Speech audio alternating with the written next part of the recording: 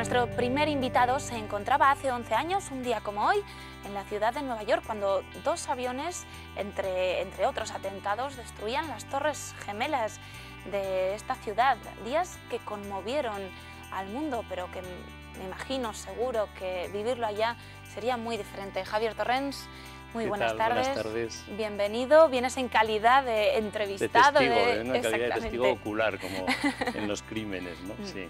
Javier, pues, ¿qué pasó?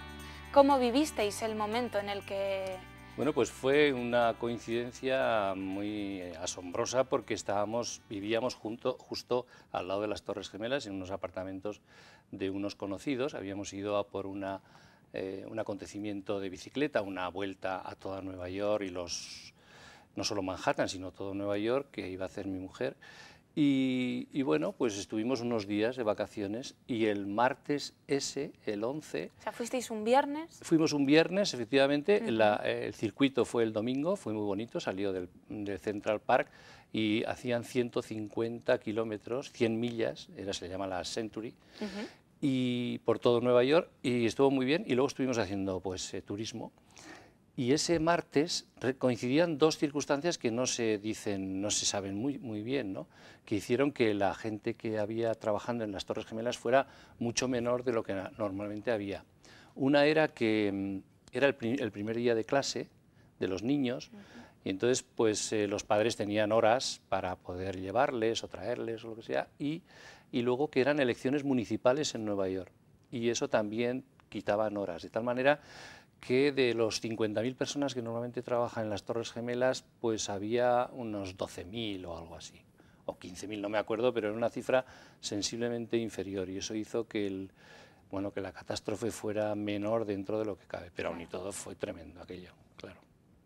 ¿Cómo os enteráis vosotros? ¿Dónde estabais en ese preciso momento? Bueno, pues nosotros llevábamos a las niñas de los amigos estos al colegio, que era su primer día. Entonces mi hija de 10 años y yo les acompañamos al colegio, que estaba muy cerca, es un colegio, el Stuyvesant, y fuimos andando. Entraban a las 8:30 y a las 8:30 pues estuvieron allí, y nos fuimos nosotros, mi mujer, mi hija y yo, y nos fuimos andando hacia el metro, porque queríamos coger el metro para ir hacia la zona del Empire State, por allí, por esa zona, ¿no? Y además me acuerdo que ellos nos dijeron, bueno, pues ya que estáis aquí, ¿por qué no subís a las Torres Gemelas? Que el mirador abren a las 9. Madre mía. Y que se tiene una vista muy buena. Y dijimos, no, bueno, pues casi no, porque primero a mí no me gustaba mucho, como arquitecto, no me gustaban mucho las Torres Gemelas. Ya había estado una vez anterior y había subido allí. Y luego esa tarde teníamos entradas... Menos mal, Javier, que no subisteis. Y esa tarde teníamos entradas para ir a un concierto, a una actuación de danza que se hacía en el sótano, en el auditorio del sótano de las Torres Gemelas. El conjunto ese tiene un auditorio y teníamos entradas para ir con las niñas de esa misma tarde. Entonces dijimos, bueno, pues ya iremos esta tarde, ¿no? Entonces nada, pues íbamos hacia el metro, y yendo hacia el metro a unos 400 metros de distancia, pues mi mujer me avisó, me dice, ha entrado un avión en la torre. Y le digo, ¿cómo?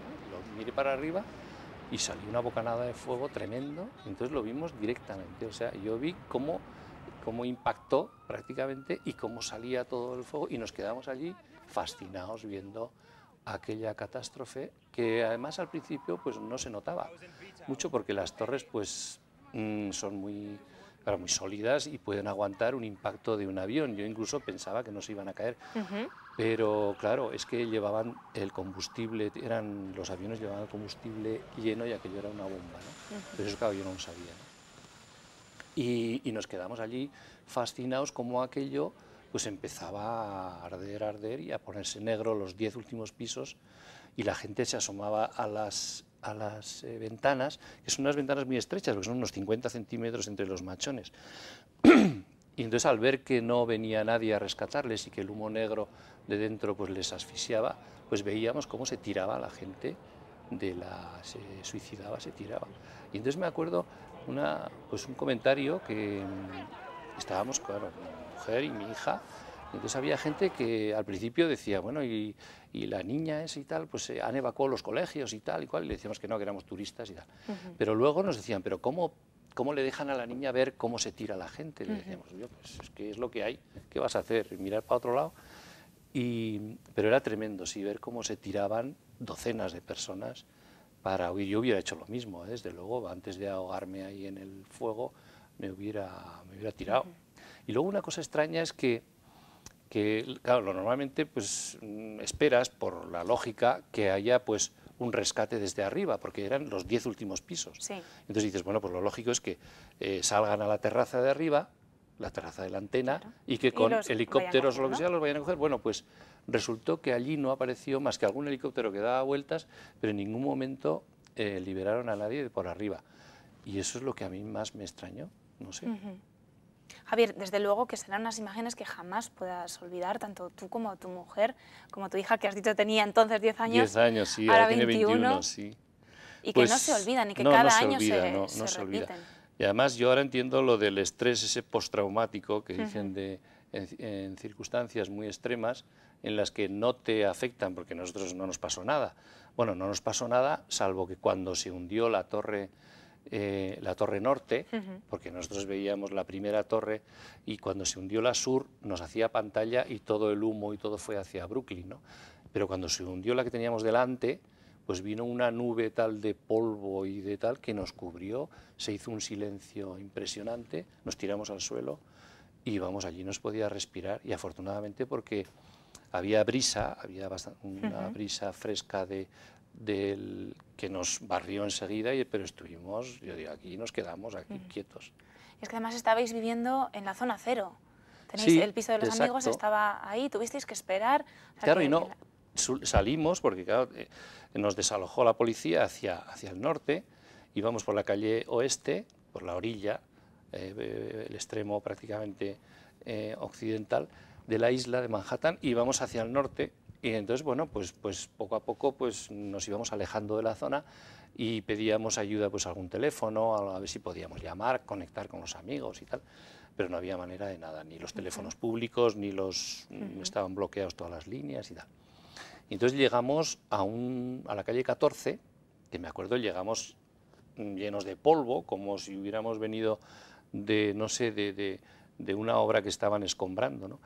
Y llegamos allí a un restaurante belga, pues para comer algo y tal, y la gente nos miraba como si fuéramos marcianos que hubiéramos aparecido por allí, y es que eran 14 calles, vamos, 14 calles más el centro, donde acababa de pasar, ¿no? Y no se habían enterado de nada. De nada, de nada. Sí. Javier, te he interrumpido antes, perdóname, estabas contando algo de que ahora entendías, ¿no? El síndrome postraumático. Sí, que lo entiendo, porque aunque no te pasa directamente, sí que estás en el meollo de una situación terrible, y se entiende porque lo vivías allí con la gente que conocías, ¿no?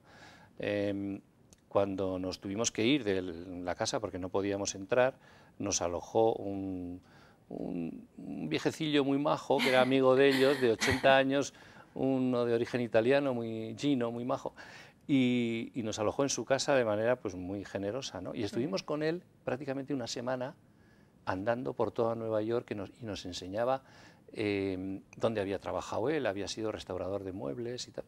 Y entonces se le notaba como, bueno, completamente perplejo a él y toda la gente que estaba en la calle, porque había una sensación como de impotencia por un lado. La gente se preguntaba por qué nos hacen esto, ¿no? Claro, desde fuera nosotros decimos, bueno, pues porque os metéis en unos líos, lo que sea, ¿verdad? Pero allí ellos no podían entender que tuvieran un ataque, que no habían tenido un ataque desde Pearl Harbor, incluso aquello no era propiamente en el continente, sino... bueno, y entonces la gente se preguntaba qué podía pasar en el futuro, ¿no? Además, el presidente, el Bush, no apareció en la televisión hasta las 8:30 de la tarde.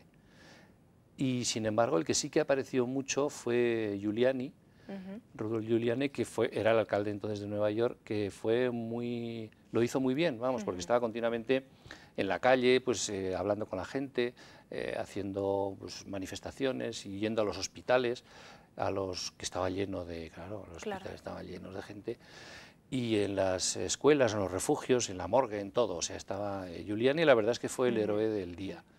Claro.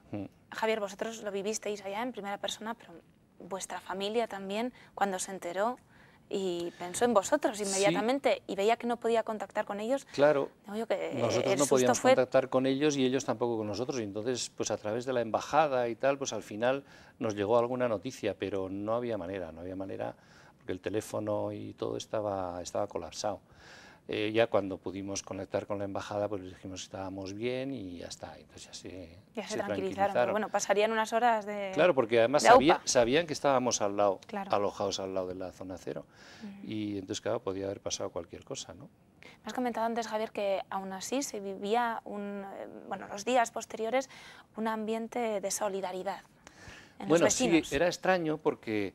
Claro, al no haber ni trabajo de los padres, ni colegio de los niños, ni comercio, ni nada, pues una ciudad tan dinámica como Nueva York, que es muy movida, muy ruidosa, muy impersonal muy también, impersonal, ¿no? Sí. De repente se cambió completamente de ser, porque desaparecieron los coches, no se podía circular, de hecho, estaba prohibido, la gente salió a la calle. Los mayores, los padres con los niños salían a la calle a pasear y a jugar al balón y a hablar con los amigos, los vecinos, y a tomar algo, pues se traían de casa alguna cosa para tomar, y se convirtió Nueva York en una ciudad, como en un barrio muy amable y muy, no sé, como muy cercano todo, ¿no? Y entonces se veía esa solidaridad, que unos ayudaban a otros, pues les cuidaban a los niños si no estaban, si estaban fuera, se veía cómo les ayudaban. Sí, un trauma tan grande tiene que cambiar. Javier, pues muchísimas gracias. Me gustaría preguntarte y hablar muchísimo más, pero bueno, tenemos el tiempo limitado. Pero bueno, de todos modos, muchísimas gracias por haber venido, por habernos contado en calidad ya más personal, ¿no? Javier es colaborador, con nuestros telespectadores saben, esta historia que nos dejó huella a todos. Que todavía me acuerdo, además no me olvidaré nunca. Nunca, jamás. Será algo que difícilmente borrable de la mente. Javier, muchísimas gracias por haber estado con nosotros. Vamos a hacer una pequeña pausa para los compromisos publicitarios y volvemos en unos minutos. No se vayan, hasta ahora.